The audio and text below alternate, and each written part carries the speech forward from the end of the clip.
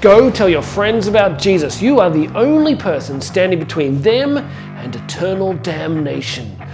If you don't tell your friends about Jesus, they are going to go to hell. So what are you still doing here? Go!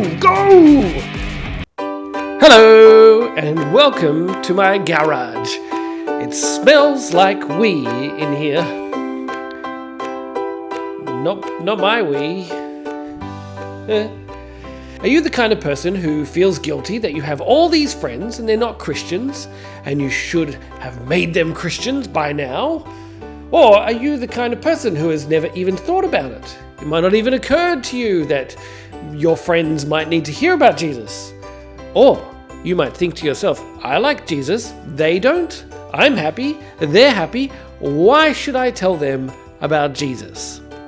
Whatever you're feeling, if you're a Christian, then you may be wondering why you should tell your friends about Jesus. You could spend your time doing exciting things like shopping for hats or befriending neighborhood cats or adopting lost fruit bats. So why should you put your effort in to help other people know about Jesus? Well, this is the topic of today's video. Let me show you the topic.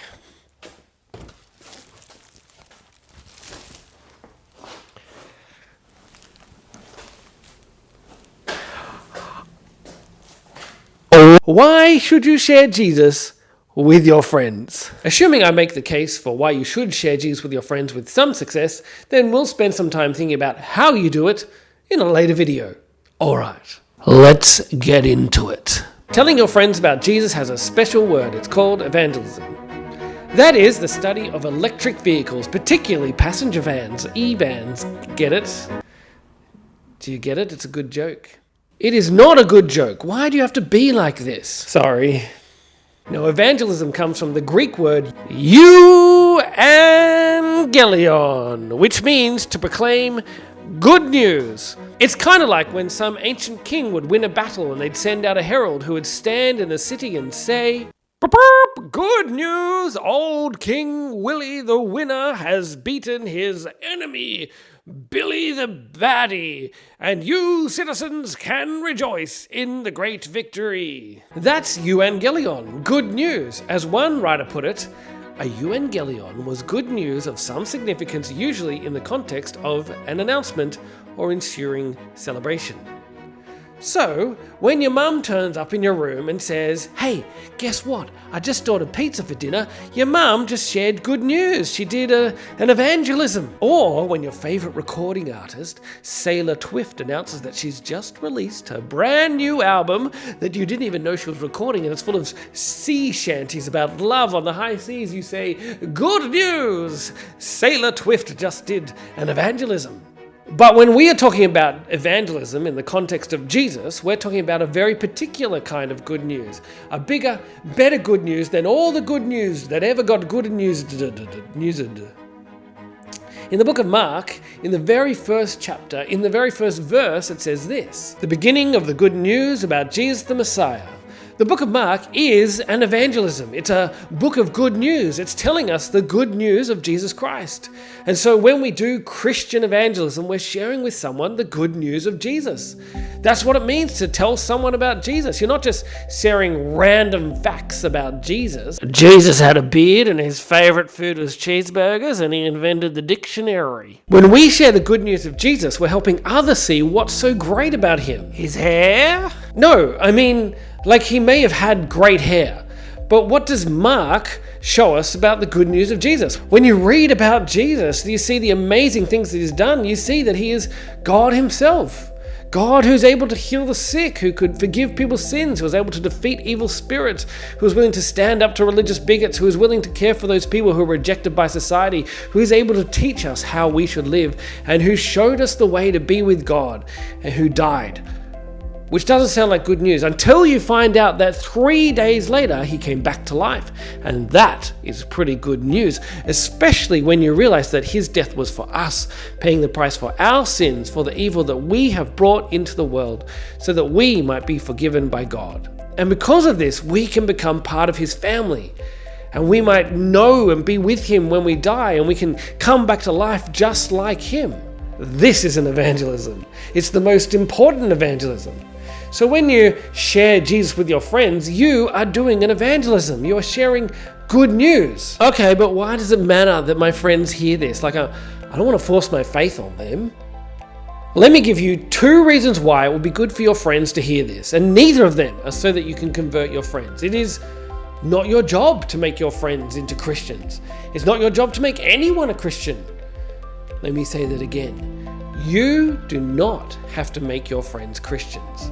It is not your job to make anyone a Christian. That is God's job. Your job is to be a witness, to share this good news, to announce it with your words and demonstrate it by how you live, and let other people choose what they want to do with it. So, why should your friends hear this good news? Why should you make it possible for them to hear the good news?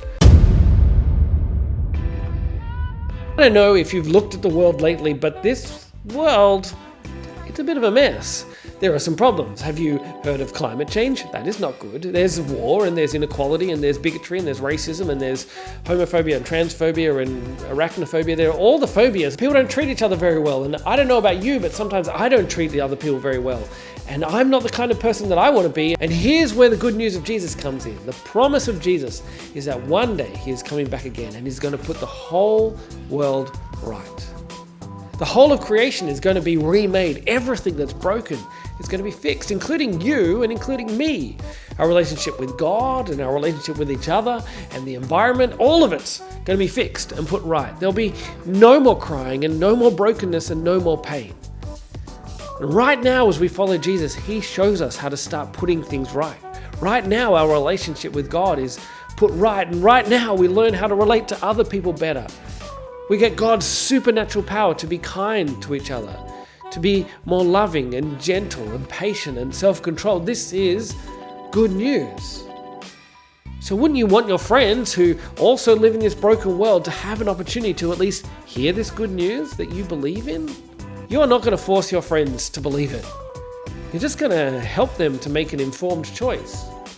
Like when you watch something good on TV, you tell your friends. And when you eat some good food, you tell your friends. And when you watch a good reel or TikTok video or YouTube short, yeah, sure, you share it with your friends because we love to share good things. And if you know Jesus, if you trust in Jesus, then this is the best news you've ever had. It's the goodest thing you've ever known. And so don't you want your friends to know it? If it's true, it'll improve their life infinitely. It'll be at least 10 times better than that video that you just sent them. That is one good reason why you should share Jesus with your friends. The second and final reason why you should share this good news of Jesus with your friends is because in the book of Acts, in chapter 1, verse 8, Jesus says this to his followers: "Go into all the world, into Jerusalem, into Judea, and to the ends of the earth, and be my witnesses." Meaning, tell the people that you know, the people closest to home, and the people the furthest away from where you are. It's the kind thing to do to give your friends the opportunity to hear about Jesus and let them make up their own mind about whether or not what you tell them about Jesus is true. This is not about you feeling guilty. It's about sharing the best gift you've ever got with your friends. You don't have to convert your friends. Your job is to tell them what you know, is to give them the opportunity to hear the good news of Jesus, the very best news of Jesus. And that is an evangelism.